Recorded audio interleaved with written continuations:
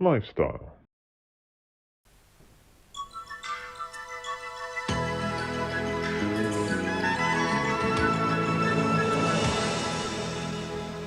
This is Thames Television. It's 10:40 and time for today's edition of This Morning with Judy Finnegan and Richard Makeley.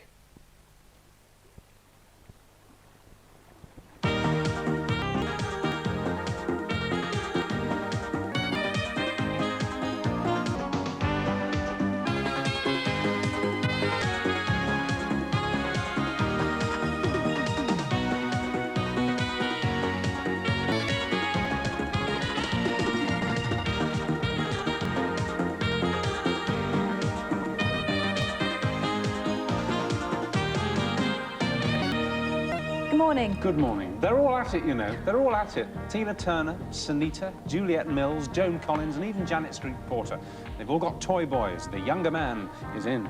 And I can't begin to imagine why. And if the kids are watching and wondering why Mum gets in such bad moods on a regular basis, she may need a toy boy, but probably not. Stay put, because we'll have the answer. But there's more to this Thursday morning than that.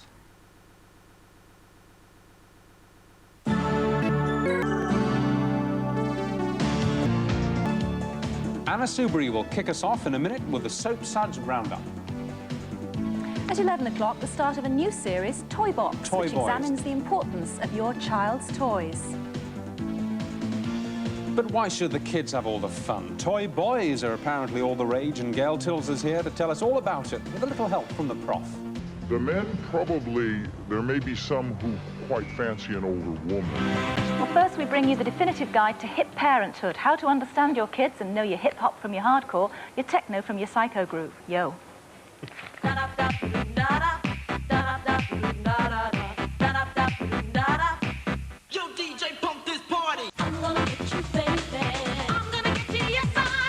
I'm Jessica and I'm into house. I'm Emma and I'm into rap, rare groove, swing and jazz funk. I'm Susie and I'm into acid jazz, hip hop and a bit of ragga. I'm Tristan. I'm Darren. I'm Melanie. I'm Corinne and we're into hybridity. Mums and dads, ever felt left out when your kids are talking house, techno or garage? Well, here's a chance to find out what it's all about. Get ready for this. Well, I think rave music actually originated from, say, early 70s underground disco, where people would go to clubs and smoke naughty things and basically dance. Don't believe the hype.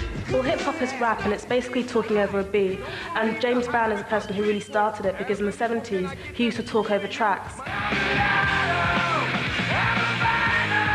Basically, it's sort of a cross between heavy metal and dance. It's just like not really caring about what you look like. Sorted. Yes.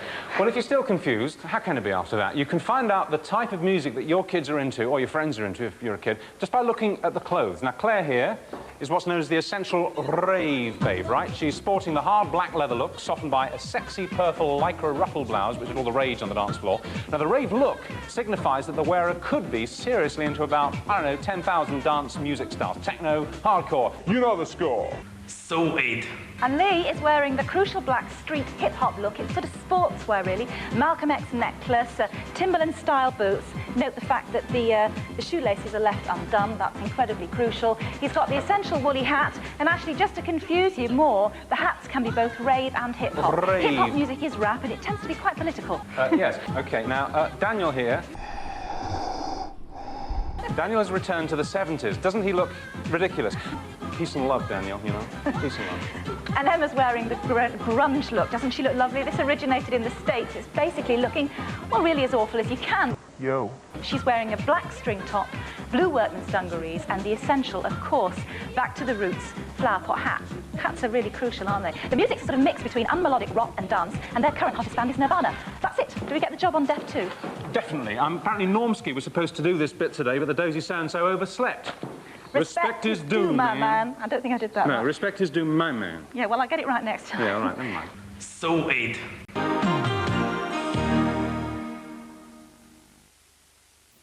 Here Here at Vision Express, thousands of real customers are delighted with our 1-hour service. Listen.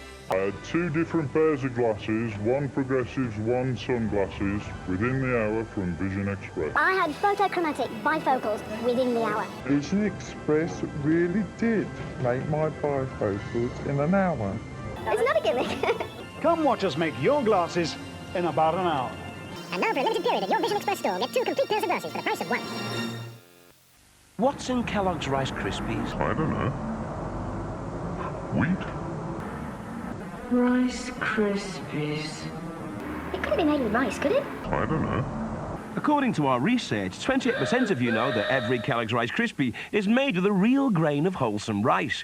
As for the other 72% of you, we've just one question. What on earth did you think it was made with? I don't know. We do, yeah. Just having a little chat here. Deborah Harry was, she was dubbed the poster queen of pop back in the 70s because of that wonderful peroxide locks and postage stamp-sized skirts. Here's a quick flashback.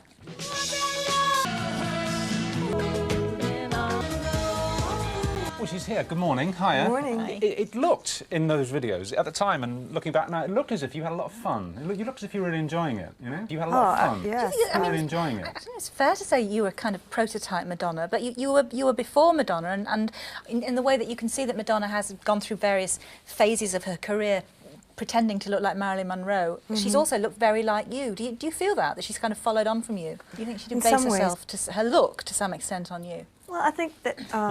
You said that the whole blonde thing was something which you'd wanted to do from being a child. I mean, you know, through watching, you know, the blonde goddesses, you know, on the silver screen, and you'd kind of modelled yourself a little bit on them anyway, you know, because you thought they looked like they had a good time. You know? It was Something that kind like of that, cross yeah. between innocence and sexuality, like the blonde hair somehow, like Marilyn Monroe sort of absolutely typifies it. She was sort of very vulnerable looking, but at the same time intensely sexual, and that's what you wanted. That was what you were trying to achieve, and indeed did, I have to say. Good. That's nice. Right, so why the big change? Why did you abandon the blonde?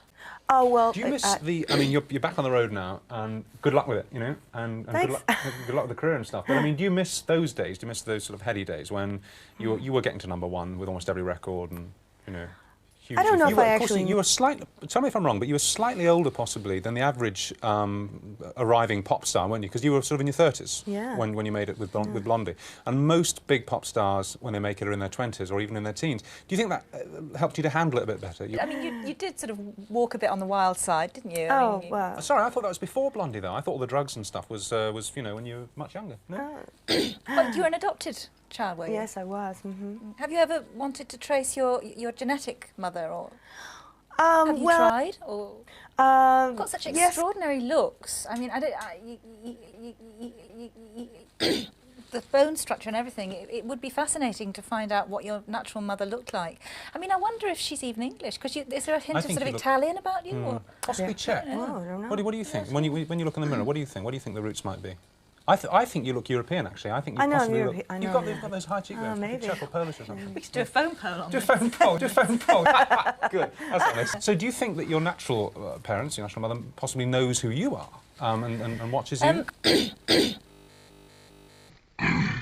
This new tour that you're starting is called the Unplugged Tour. No, I think... One doesn't need to define what your image was in the 70s with Blondie. I mean, it's there, you know, it screams out at you. What is it now? I mean, what are you trying to achieve? Obviously, you want the music to work, but the image, because that's very important. What is it? How would you define yourself now? What do we look... Well, listen, good luck with the tour. Good luck with it. Thank you very much for coming in. Where do you start on the tour? I love it. Nice to meet you. Good luck with the tour, wherever it starts and wherever you go. Okay, all right, well, coming up in a couple of minutes, Antonio Carlucci with the finishing touches to his Sunday lunch, vegetarian, I should say. Vegetarian lasagna. Lasagna and tiramisu. We'll see you in a minute.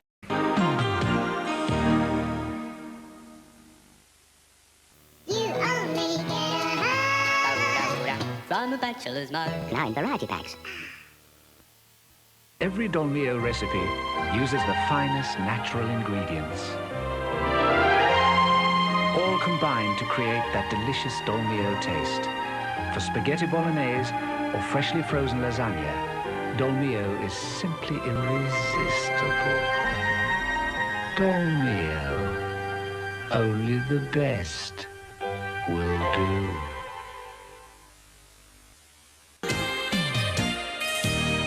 Right, the new series, The Smell of Reeves and Mortimer, aims to bring a bit of culture to BBC Two. It needs it, doesn't it? Vic and Bob are with us now. Hello. Hello there. Hello. Hello. Nice to see you. Richard. Just Judy. Yes, Vic, Bob. Nice to see you. Anyway, you're back. Good to see you. We're back. It's lovely to have you back.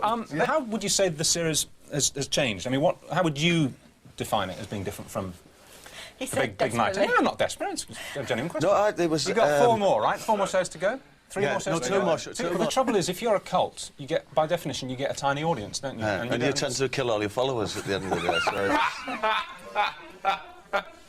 You're not married, are you? No. Right, No, he is, though. Why not? I mean... I'll tell you what, let's talk about your characters, right, in The Smell of Reeves and Mortimer. You've got Mulligan and Hare. These are the folk singing duo. Mulligan and no hair. They say you look like Terry Wogan in that. I admire Gary Glitter. Oh, dear. Oh, dear. Well, I won't take a break there. What is that? A lot of blokes would have gone undercover for a month, but he didn't. Wigs can change your appearance entirely, can't Oh, they? shame. We like Gary Glitter. What's going on with those eyebrows, eh? You know, but it doesn't make him look like a bad man. No, absolutely. It's just like adds to his character, I think. Absolutely, here. He looks more like a bad man without the wig. But because you know him with the wig, you know he's not a bad man deep down. Absolutely. Things I never suspected. Did you suspect? I never suspected he was bald. You're sort of thinking about people's heads, really. But you know why he wore the black gloves? No. Go on. Because he was... Don't give us a libel, Rick, please. No, on top of the pops. All right. And he dyed his hair black, and the hair the dye dripped down his... So he had the sideburns stuck on, and his hands were covered in hair dye, so he had to wear the gloves. He looked like a bin man. Yeah, that was great. Yeah, thank you very much. Good to see you. Thank you very much for having Oh, me. thanks Good to see you. Thank you for Thanks coming a on. lot. Got to make some money now. See you later.